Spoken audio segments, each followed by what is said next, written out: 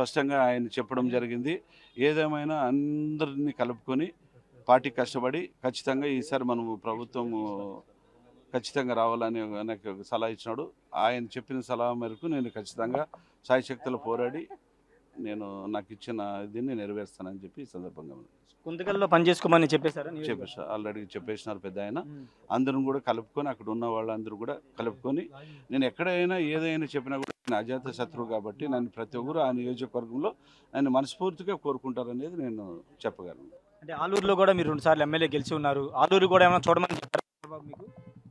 ఆలూరే కాదు, కర్నూలు జిల్లా కానీ అనంతపురం జిల్లా కానీ ఎక్కడున్నా కూడా మా కమ్యూనిటీ ఎక్కువ ఉంది కాబట్టి నా శాయశక్తుల పార్టీకి నేను సేవ చేసి ఖచ్చితంగా అక్కడ ఉన్న అభ్యర్థులు గెలిపించుకునేదానికి ప్రయత్నిస్తాను. అంటే మీరు రాజీనామా చేయకోకుండా ఉన్నారని బర్తరఫ్ చేశారని క్యాబినెట్ నుంచి ముఖ్యమంత్రి స్వయంగా నిన్న మీరే చూసినారు, వాళ్ళు ఆ ప్రయత్నం చేసినారు. వాళ్ళు ఏది చేసుకున్నా కూడా నేను రాజీనామా ముందే సమర్పించాను అని చెప్పి స్పష్టంగా చెప్పారు. సార్ ఇంకో ముఖ్యమైన విషయం, ఇప్పుడు పార్టీకి సంబంధించి ఎలా ఉండబోతుంది? గుంతకల్లో కొంత మీకు వ్యతిరేకంగా పనిచేస్తున్నారు, వాళ్ళని ఎలా కలిసి పనిచేయబోతున్నారు వాళ్ళతో? నేను అజాత శత్రువు అని చెప్పినాను కదా, నేను ఎక్కడికి నాకు శత్రువులు లేరు. నేను వచ్చినా కూడా వాళ్ళు హ్యాపీగా ప్రేమగా నన్ను స్వీకరిస్తారు అనేసి నేను చెప్పగలను. హ్యాట్రిక్ కొట్టబోతున్నారంటే ఖచ్చితంగా గుమ్మనూరు జనం హ్యాట్రిక్ కొడతాడు. ఖచ్చితంగా రాబోయే రోజుల్లో మంచిగా ఫలితం ఇస్తానని చెప్పేసి నేను మనస్ఫూర్తిగా సార్ సజ్జల నిన్న కామెంట్ చేశారు, అంటే మంత్రిగా ఉన్నప్పుడు వ్యతిరేక కార్యక్రమాలు చంద్రబాబు నాయుడు చేయించారు గుమ్మనూరు జయరాం మీద, అదే పార్టీలోకి ఎలా వెళ్తారని నేను సజ్జలో కామెంట్ చేశారు.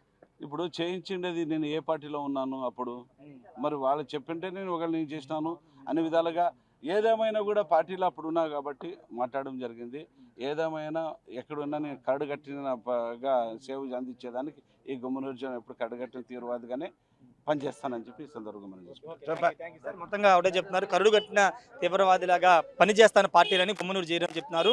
నేను ఎమ్మెల్యే పదవి మంత్రి పదవికి రాజీనామా చేసిన తర్వాత వాళ్ళు బర్తరఫ్ చేసిన తనకి ఇబ్బంది లేదని గుమ్మనూరు జయరాం చెప్తున్నారు. ఆలూరు నియోజకవర్గంలో కూడా తన కేడర్ ఉంది కాబట్టి అక్కడ కూడా పార్టీ గెలుపు కోసం పనిచేస్తాను, కర్నూలు అనంతపురం జిల్లాలో పార్టీ గెలుపు కోసం పనిచేస్తాను గుమ్మనూరు జయరాం చెప్తున్నారు. గుంతకల్లో తన పని చేసుకోమని అక్కడ నియోజకవర్గం కేటాయించినట్టు గుమ్మనూరు జయరాం అయితే చెప్తున్నారు. ఏదేమైనప్పటికీ ప్రస్తుతం గుమ్మనూరు జయరాము పూర్తిగా పార్టీని వీడి ఇప్పుడు టీడీపీలో చేరిన నేపథ్యంలో గుంతకల్ నియోజకవర్గానికి గుమ్మనూరు జయరాంని కేటాయించింది, అక్కడ పనిచేసుకోమని చంద్రబాబు నాయుడు కూడా ఆదేశించారు. Camera person నానితో Rayesh RTV Undavalli నుండి. మరిన్ని వీడియోస్ కోసం ఛానల్ ని సబ్స్క్రైబ్ చేయండి, లేటెస్ట్ అప్డేట్స్ కోసం వాట్సాప్ ఛానల్ ని ఫాలో చేయండి అండ్ లింక్ డిస్క్రిప్షన్ లో ఉంది.